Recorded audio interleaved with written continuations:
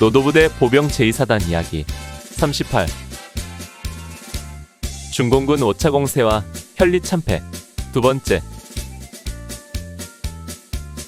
1951년 5월 16일 오후 4시 30분부터 시작된 중공군의 공격준비 포격으로 국군 제7사단이 지키는 인제 남쪽 진지들은 초토화되었고, 잠시 후 제7사단 방어구역 전방에 배치된 중공군 6개 사단 중 2개 사단이 소양강을 건너 물밀듯 공격해왔습니다.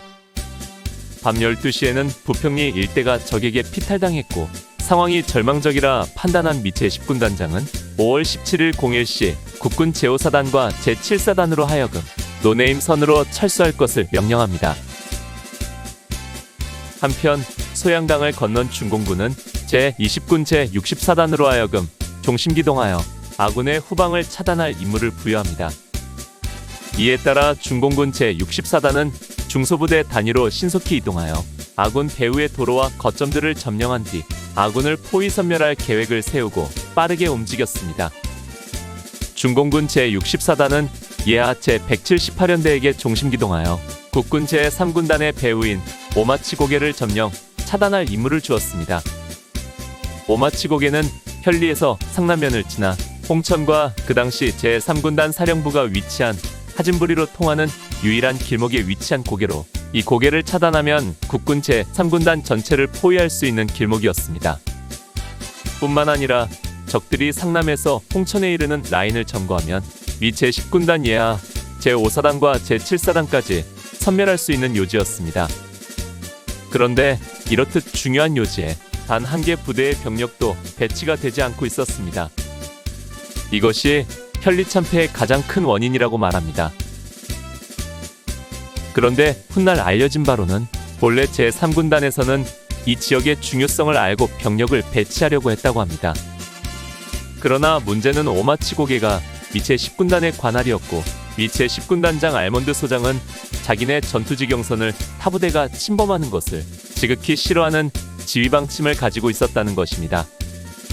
때문에 알몬드 소장은 국군 제3군단이 오마치고개에 병력 배치하는 것을 불허했고, 그렇다고 미 제10군단 예하 제7사단으로 하여금 그곳을 점거하도록 하지도 않아 결국 오마치고개는 무주공산이 되고 말았다는 것입니다.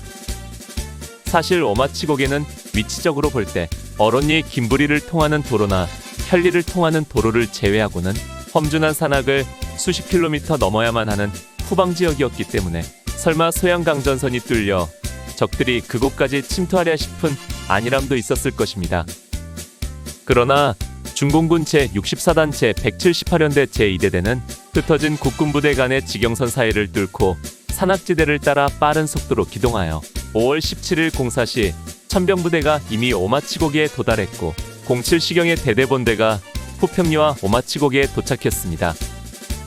산악지대 30여 킬로미터를 야간행군으로 약 13시간에 주파한 것입니다.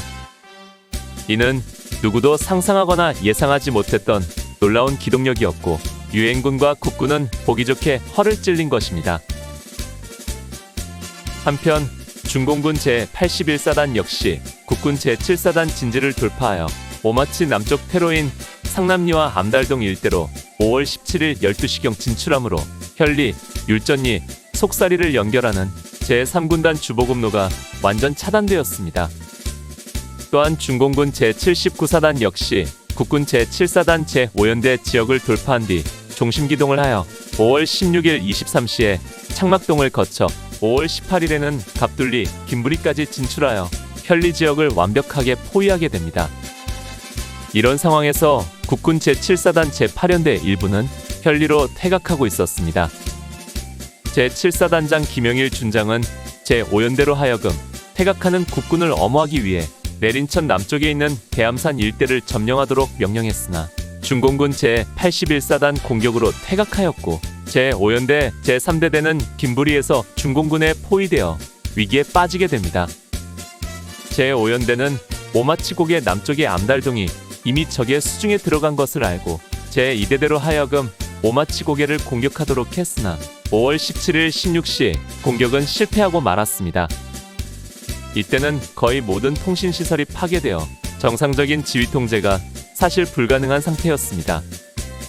제7사단은 제3연대와 제5연대에 남은 병력을 풍암리로 이동시켜 진지를 구축하고 방어에 들어갔으며 이곳에서 중공군의 공격을 막아내며 진지를 고수했습니다. 이 같은 상황은 국군 제5사단도 마찬가지였습니다. 국군 제7사단과 같이 미 제10군단 예하인 국군 제5사단은 매봉에서 상수내리에 연하는 방어선을 구축하고 제35연대를 좌측에 제27연대를 우측에 배치한 뒤 제36연대를 예비로 매봉과 논리 사이에 배치했습니다. 제5사단도 제7사단과 마찬가지로 5월 16일 16시 30분부터 적들의 준비 사격이 시작되었고 1시간 뒤에 전면적으로 공격을 가해왔습니다. 제35연대는 매봉 일대의 험준한 지형을 이용하여 적의 공격을 잘 막았으나 인접한 제7사단 제8연대가 와해되면서 후방이 차단당할 위험이 있자 5월 17일 03시 30분을 기해 철수 명령이 떨어졌습니다. 이후 제5사단 각 연대는 중공군의 대규모 공격과 종심기동으로 인한 대호, 포위 등으로 분산 철수하면서 부대를 재편하여 방어진지를 구축하기를 반복하면서 저항했습니다. 미 제10군단은 미 제2사단, 한국군 제5사단, 제7사단으로 하여금 5월 18일 12시를 기해 외산포리, 어론리, 풍암리에 이르는 새로운 방어선을 설정하고 이중의 방어선을 구축합니다. 5월 18일 밤 9시 40분경 방어 준비를 미처 마치지 못한 제5사단 제35연대의 장평리 지역으로 중공군이 밀려들었습니다. 그러나 악조건 속에서도 제35연대는 인접한 제36연대와 미 항공기의 지원, 그리고 미 제2사단 제9연대 포병의 지원에 힘입어 중공군을 격퇴하는 데 성공합니다. 또한 미 제2사단이 인접한 벙커힐 전투에서 중공군에 큰 타격을 주게 됩니다.